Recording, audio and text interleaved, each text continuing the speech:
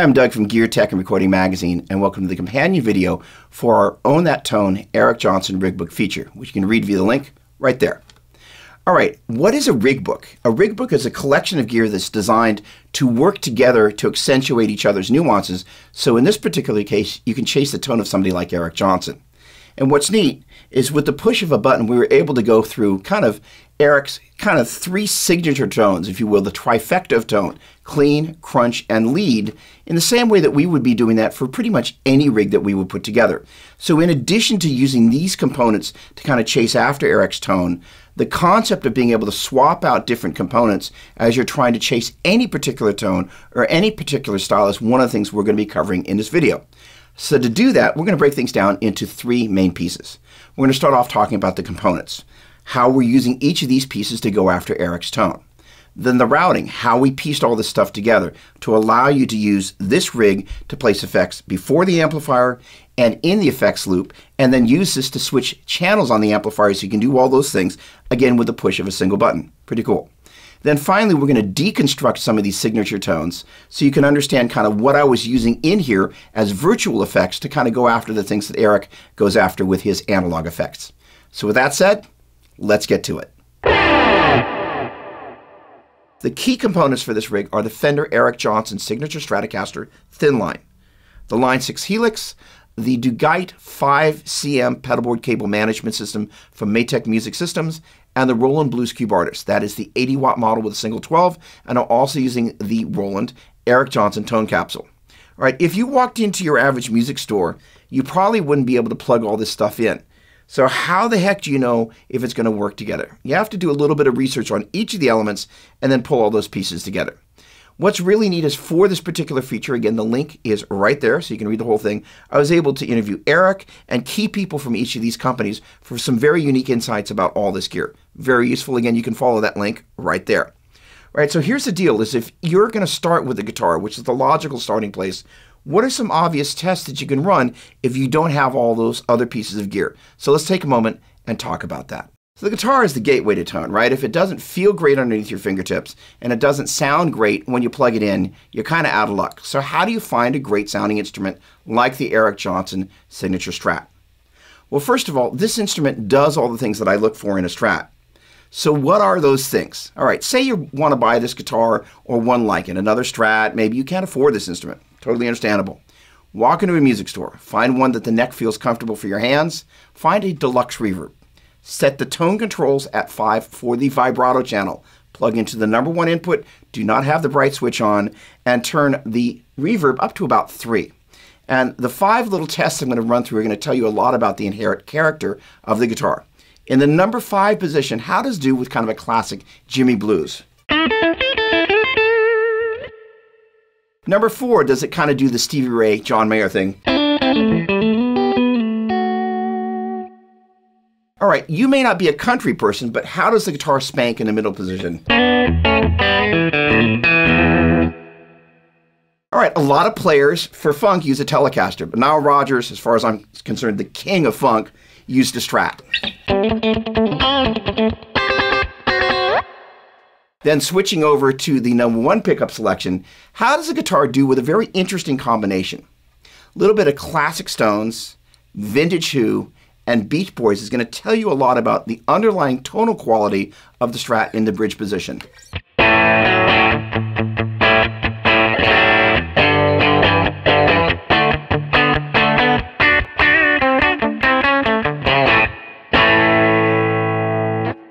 Awesome. Let's talk about the Helix.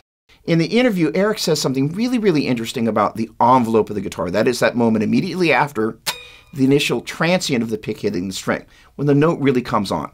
And basically what he says is this: if the envelope feels and sounds great, the rest of the rig is not necessarily that important to having a great playing experience. Now that said, what the Helix brings to this rig is super awesome because it takes you that next step into that Eric Johnson experience because of the quality of the models of a number of the things that Eric uses inside his signal chain. It's got great models for a fuzz face, tube driver, TS-808 tube screamer, MXR flanger, and EP3 Echoplex. And the combination of those with this rig, as well as its ability to change the channels on the amplifier, really makes this a great component for pulling all these things together. The Roland Blues Cube Artist is a great little amp. It's 2 channels, clean and a crunch channel that you can foot switch between. It's also got reverb and vibrato as well as an effects loop. But what's really cool is it got power scaling that allows you to seamlessly change between half a watt, 15 watts, 45 watts, and 80 watts without changing the tone. But when you add the Eric Johnson tone capsule, this thing becomes something super, super cool. Basically, the clean channel transforms into a model of Eric's deluxe reverbs, and it sounds amazing.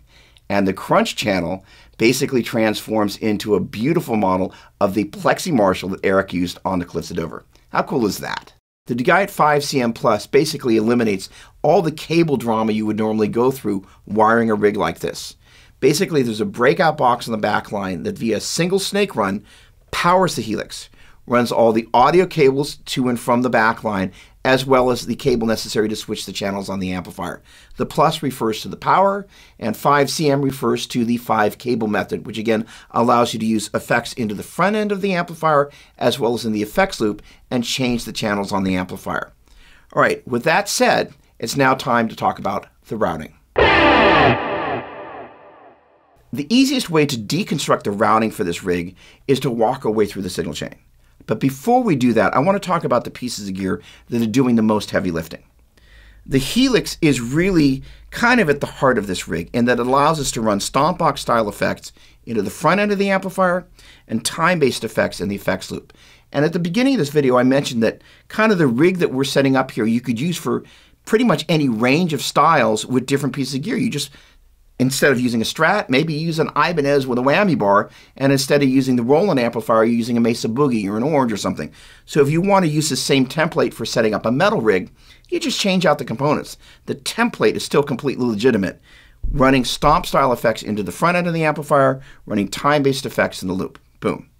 All right. A minute ago, I mentioned that the 5cm Plus, the DeGuite, that I was running on the back line there, it had a main breakout box through which a cable, main snake, ran up to the pedal board here. What I didn't mention is there's another breakout box here that allows me to kind of have all the points of connection. I need to power the Helix, run all the audio runs, and in turn control the channel changing on the amp. So again, there's a main breakout box there, but there's a second one here that's at the other end of that snake. But what that makes it super easy to do is set this rig up and tear it down very quickly and very efficiently. All right.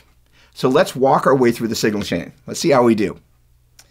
Guitar goes out into the Helix, and I'm using a Roland cable. My friends at Roland gave me one of their cables, and I thought, Roland cable?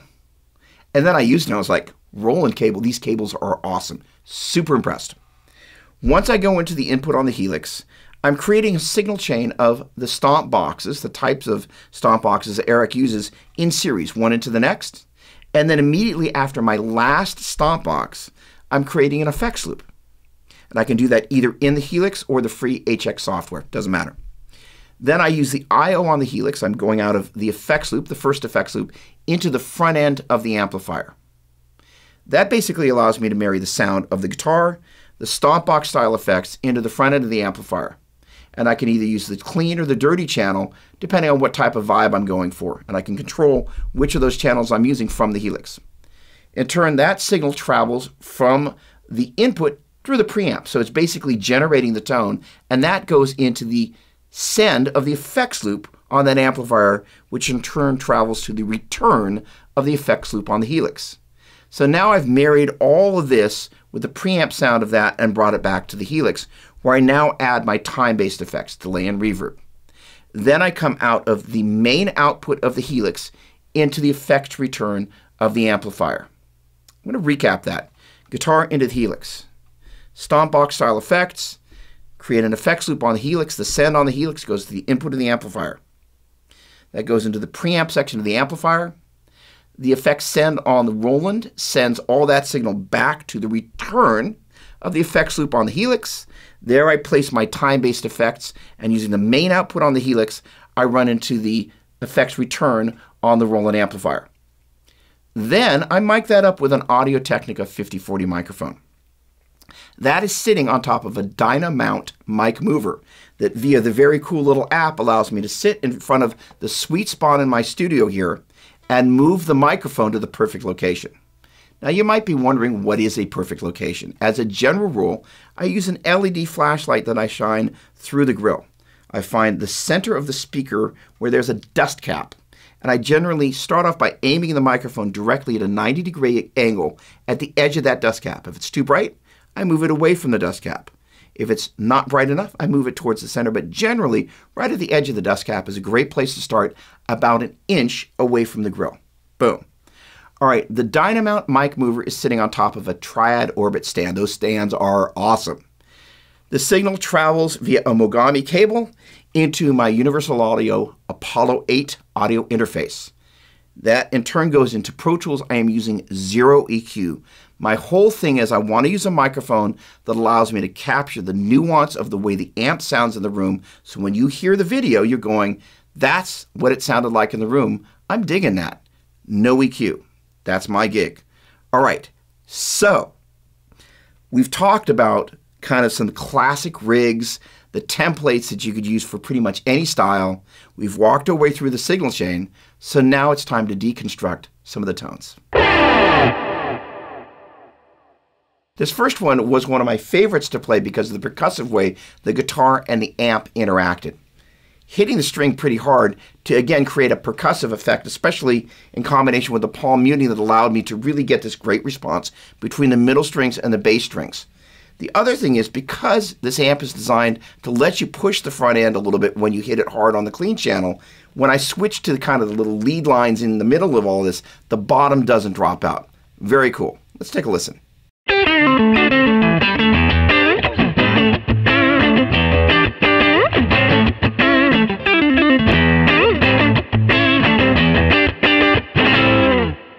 Of all the clean demos, this one is definitely going to the greatest lengths to chase Eric's vibe. I'm using the number 2 pickup selection so I can still get the warmth of the middle pickup, but when I go to the harmonics at the end, it allows them to ring through. On the pedal board here, I am using a combination of a Boss CE1 model in replacement of the TC Electronic Stereo Chorus that Eric uses, because they do not yet have that model in here. Operative word being yet, hopefully. And I'm also using the EP3 Echoplex model. Let's take a listen.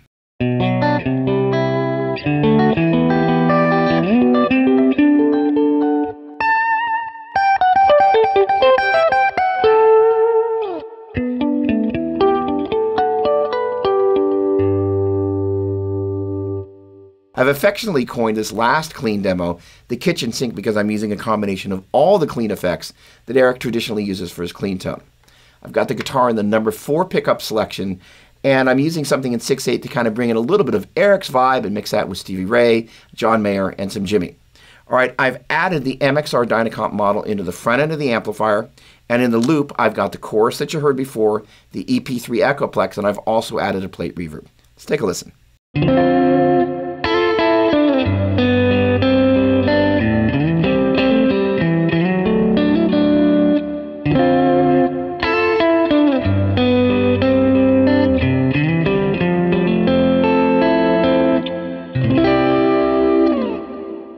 For this one, we're going to move over into the Texas end of things. The guitar is going to be in the number 5 pickup selection. We're going to be using the TS-808 Tube Screamer model in the Helix, and we're going to be using the clean channel on the amplifier using the built-in reverb, which has been on for all the demos you've heard and will be on for all the rest of the demos you're going to hear.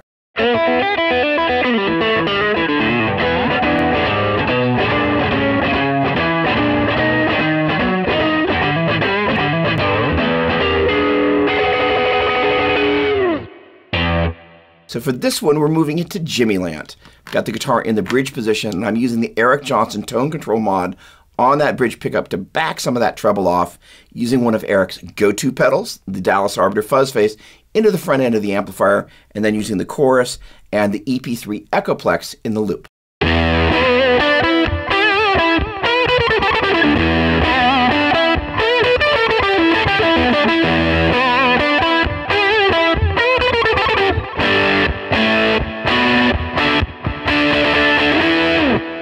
Continuing on in the Jimmy vein of things, I'm still in the bridge position, and I've created a kitchen sink collection of effects for this one. At the beginning of the signal chain, I'm using a model of the tube driver. Immediately after that, I'm using a model of the MXR flanger, and after that, I've placed a noise gate. You wouldn't necessarily be able to tell, but my volume is actually all the way up. And if I hit the body, you're going to hear that. So this does a great job of still staying touch sensitive, but getting rid of the noise. I'm going to take it out of the single chain. Again, that's the guitar all the way up, so it's making a lot of noise. But if I turn it all the way down here, that's pretty quiet. Awesome. All right, in the effects loop of the amp there, I'm running the chorus, EP3 Echoplex, and the plate reverb. Let's take a listen.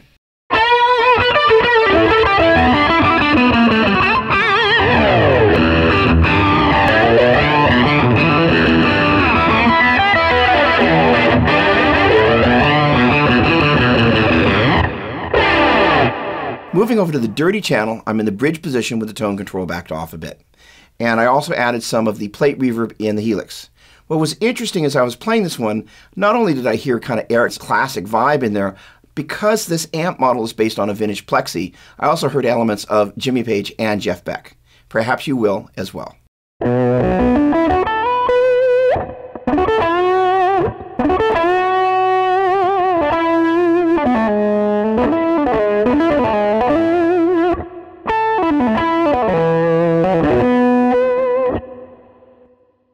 For this very last demo, I am once again very much chasing Eric's vibe. And to do that, I'm using the TS-808 to drive the dirty channel a little bit harder. I've also added the chorus and the EP3 Echoplex models in addition to the plate reverb you heard on the last clip. Here we go.